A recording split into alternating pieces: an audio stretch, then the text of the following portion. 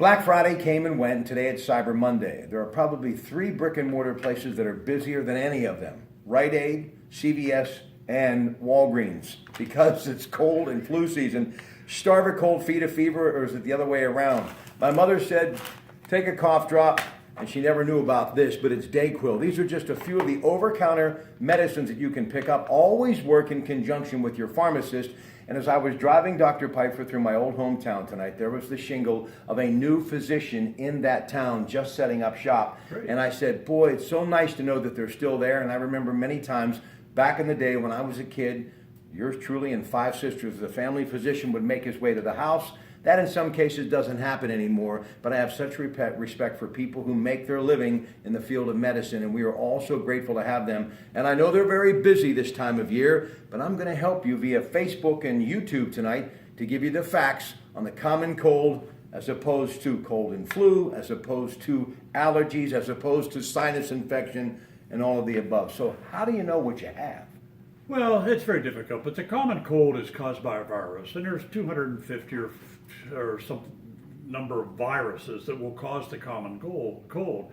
And the reason somebody of my age doesn't get as many colds is I've already had 150 or 200 viruses causing the common. So you're immune to that. But as you get older, you don't have as many colds. But a common cold is you have fever, you may have a cough, you feel you just have generalized malaise, you kind of ache all over, and that lasts for a few days. If it goes longer than that, then you have to be concerned about, is it pneumonia? Do you have a sinus infection or something like that? But the common cold, in 3 to 5 days, you start feeling much, much better, and you may have a cough for a while. And these things, like Dayquil and these cough drops and so on, they will help. They're not going to cure it, but it will help. And a decongestant may help, with your runny nose and runny eyes and so on and things like that. But it's caused by a virus. Antibiotics will not do anything for the common cold. All right, let me show you this. You see, I already took one today, and I had to have my 17-year-old explain me the dosage, but he was right on the money. This is Mucinex. Now, you've heard of Mucinex. I've got something going on in the chest, and a little concerned because I don't want it to go to the next level, and I make my living with my voice, and obviously I want to stop it before it affects my vocal cords. What about things like Mucinex? Well, that'll help. Whenever you have a cold, you get a lot of mucus. Right. And this will help cut down on it. It helps to liquefy it so it isn't so thick, so it's easier to get rid of it.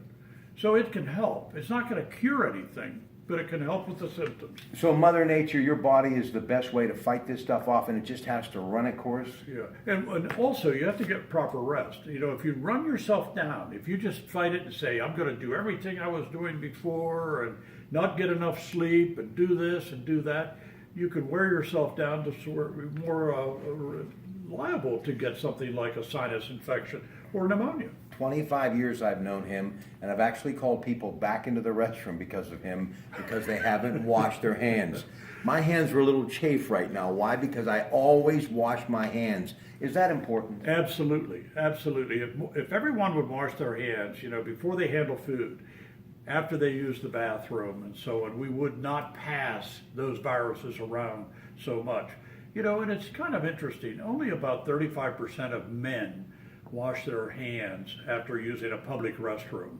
About 65% of women do, but everyone should, And if you use the restroom and then you open the door, pull on the handle, the next person, even if they wash their hands, can have a virus passed by that doorknob.